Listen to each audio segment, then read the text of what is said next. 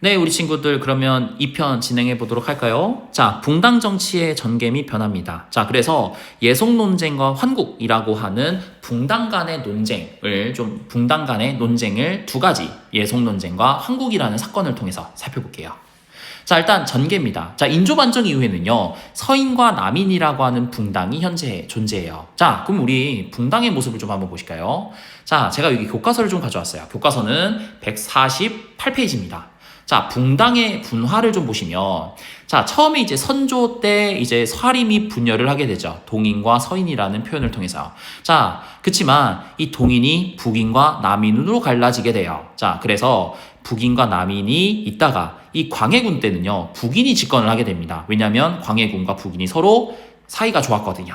자, 그러다 광해군이 쫓겨났을 때 북인이 없어지고요. 이 남인이 인조 때부터 계속 집권하고 서인은 계속 남아 있었던 거예요. 그래서 서인과 남인이 주도하고 있는 상황에서 자, 이제 공론을 중시하는 그런 모습을 보겠습니다. 그래서 공론이라고 하는 것은 제가 지난번에 여론을, 특히 이제 아마 그 서원에서의 모습을 좀 설명을 드렸을 텐데, 이 서원의 영향으로 여론을 형성했다라고 지난번에 말씀을 드렸습니다. 그때 이 공론도 마찬가지예요. 그 정치적인 의견과 분위기를 공론, 그리고 그것을 형성하는 것을 중요시한다.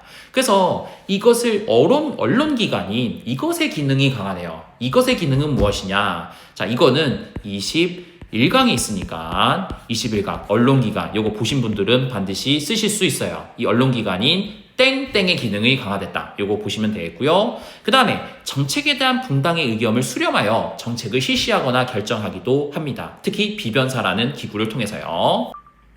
네, 우리 친구들 교과서 보실까요? 자, 148페이지입니다. 자, 우리 예송과 환국이라고 하는 우리 내용들, 요거 제가 안 읽을 거지만 요거 예송과 환국 요것도 좀 한번 보시면서 요것들 이게 무엇인지 좀 한번 확인을 해보시면 어떠실까 좀 생각이 듭니다.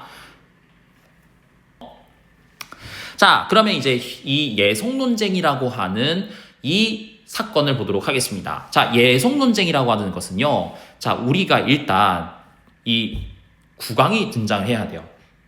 자, 바로 자, 효종이라고 하는, 우리 그때 북벌운동을 전개했었던 효종이라는 인물을 좀 봐야 됩니다. 자, 제가 이 효종에다가 이렇게 적어놨죠. 효종은 자, 효종은 국왕 인조의 둘째 아들이라고 제가 적어놨죠. 이걸 적은 이유가 있어요. 자, 일단 적어보세요. 을시정지 하시고. 자, 적으셨죠? 자, 그러면 이 효종이 왜 일단 이걸 적은 이유가, 자, 바로 효종이 죽은 이후에 이 효종의 어머니였던 대비가 이제 죽으면 이제 돌아가시고 나서 그거에 대한 복장으로 상복을 입어야 됩니다. 그 상복을 몇 년, 몇 개월 동안 입느냐를 두고, 자, 서인과 남인 간의 논쟁이 발생한 것이 예송 논쟁이에요. 자, 그래서 제가 여기 효종에는 1차라고 적었고, 효종비는 2차라 적어놨죠? 자, 그러면 한번 보실까요? 자, 여기 보시면 1차는 요거 한번 눈여겨보시면 좋겠는데, 자, 서인은 사실 효종은 차남, 둘째 아들이라고 봤던 거고요. 자, 남인은 아니다. 차남도 어차피 효종은 국왕이기 때문에, 그래서 이걸 두고, 자, 효종의 어머니는 자의대비는, 자, 효종의 어머니는 1년상을 입어야 된다. 1년상으로 1년 동안 입어야 된다. 아니다. 자, 남인은 국왕이기 때문에 국왕에 대한 예절로 3년상으로서 3년 동안 상복을 입어야 된다. 이러한 논쟁이 나타나게 된 거예요. 자, 그래서 이때 당시의 왕이 현종입니다. 그래서 현종이 누구의 손을 들어주느냐? 서인의 손을 들어줘요. 자, 그러다가 2차 때는요, 자, 효종의 아내가 죽습니다. 그래서 효종의 아내에 대한 그 예절로는 이제 9개월. 하지만 아니다. 남인으로서는 효종의 아내이고 왕비이기 때문에 이 효종의 아내는 이제 1년에 따른 상복을 입어야 된다는 규정 때문에 1년을 입어야 된다라고 이야기한 거예요. 그래서 이제 누구의 손을 들어주느냐? 자, 남인의 손을 현종이 들어주게 되면서 남인이 최종적으로 승리를 하게 되었다. 이렇게 보시면 되겠습니다.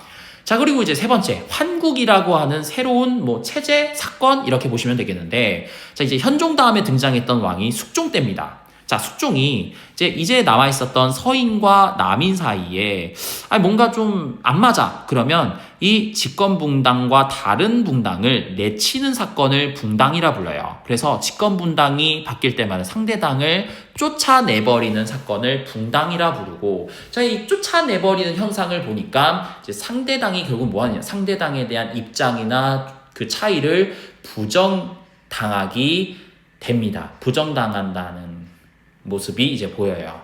자, 그리고 제가 여기서 화면을 가져온 거는 여기 이제 환국 중에 4가지 환국이 있지만 그 중에 우리는 기사, 갑술, 간국을 좀 볼게요. 자, 기사환국이라고 하는, 요건 모르셔도 됩니다. 자, 이제 숙종의 아내가 있었는데 원래 첫째 아내가 인현황후였어요. 근데 이 인현황후를 두고 이제 인현황후는 이제 아들을 못 낳습니다. 그래서 이제 아들을 낳기 위해서 새로운 아내였던 장희빈이라고 하는, 사실 이 빈이 사실 궁녀 출신이거든요. 근데 궁녀 출신에서 후궁으로 승진을 한 겁니다. 그래서 이 후궁이 됐는데, 자, 그래서 이 장희빈이 이제 아들을 낳습니다. 그 아들이 나중에는 지금 다시 말씀드릴게요. 네. 그래서 경종이 됩니다. 자, 그래서 이제 아무튼 아들을 낳아요. 그러니까 숙종 입장에서는 장희빈을 좀 더 좋아하게 되면서 남인이 뭐를 하느냐? 서인을 내치자라고 주장을 합니다. 그래서 서인이 완전 나갈이 된 거예요. 자, 그래서 이제 남인이 집권을 하는 그러한 상황이 발생하다가, 자, 경신, 기사, 갑술. 이 갑술왕국 때는요, 이 장희빈과 숙종의 사이가 틀어지게 된 거예요. 왜냐면 이 인현왕후는 계속 존재해 있었기 때문에 이 장희빈이 뭐를 하고 싶었냐? 인현왕후를 내치고 자신이 첫째 왕후가 되고 싶었거든요. 그래서 이 장희빈이 인현왕후를 뭐 하느냐? 저주를 부어부어요. 그래서 인현왕후를 닮은 인형을 만들면서 이제 가시로 이제 찔러서 그 인현왕후처럼 생긴 인형을 찔러서 저주를 퍼붓고 하니까 그걸 들은 숙종이 장희빈을 내쫓게 되는 겁니다. 그러면서 남인도 없어지는 그러한 상황에서 결국 누가 이겼냐? 서인이 최종 승리를 하게 된 겁니다. 그래서 이제 결과는 어떻게 되느냐? 제가 아까도 말씀드렸지만 결국은 이 상대당을 쫓겨내보내는 과정에서 상대당을 부정하게 된 거예요. 그래서 균형이 무너지게 되고, 그리고 이제 서인이 최종 승리했다 했잖아요. 그래서 서인이 뭘로 나눠지느냐? 바로 노론과 소론으로 나눠지게 되는 겁니다. 그렇게 생각하시면 돼요. 자, 그 다음에는요, 왕권을 위협합니다. 왜냐하면 이제 정당이 있지만 그 정당에서 만약에 정당과 국왕의 입장이 달리되면 심지어는 반역을 일으켜요. 그래서 이러한 입장을 달리하면 위협을 일으킬 정도로 왕의 권력까지 상당히 위협을 줍니다. 그리고 심지어는요, 이거는 나중에 탕평정책 때 말씀을 드릴 거지만 이 국왕의 가족, 이 왕실들 간에도 붕당이 나눠지게 됩니다. 그러면서 지들끼리도 싸우는, 그러면서 이제 국왕의 힘이 점차 약해지는 그러한 악영향이 있었다. 이렇게 이해해 주시면 되고, 이 과정에서 오군영도 붕당의 군대로 변질이 되게 되는 겁니다. 자, 그래서 이것을 극복하기 위해서 처음에 숙종이 이제 제기한 논리가 있어요. 바로 세력 균형을 위해서, 자, 바로 탕평론이라고 하는 이러한 새로운 논리를 제기하기도 했다. 이것이 나중에 이제 뭐가 되느냐? 바로 영조와 정조 때 실시하는 탕평정치라고 하는 새로운 정치 시스템 방식을 오늘 다음 시간에 배워보도록 하겠습니다. 자, 그러면 우리 26강 OX 퀴즈를 한번 반드시 풀어보셨으면 좋겠습니다. 자, 그러면 우리 다음 시간에 아마 27강 할 때쯤에 OX 퀴즈를 아마 풀어볼 수 있을 거예요. 자, 그럼 우리 친구들 고생 정말 많으셨고요. 자, 다음 시간에 27강에서 찾아뵙도록 하겠습니다. 우리 친구들 안녕히 계세요. 안녕히 계세요.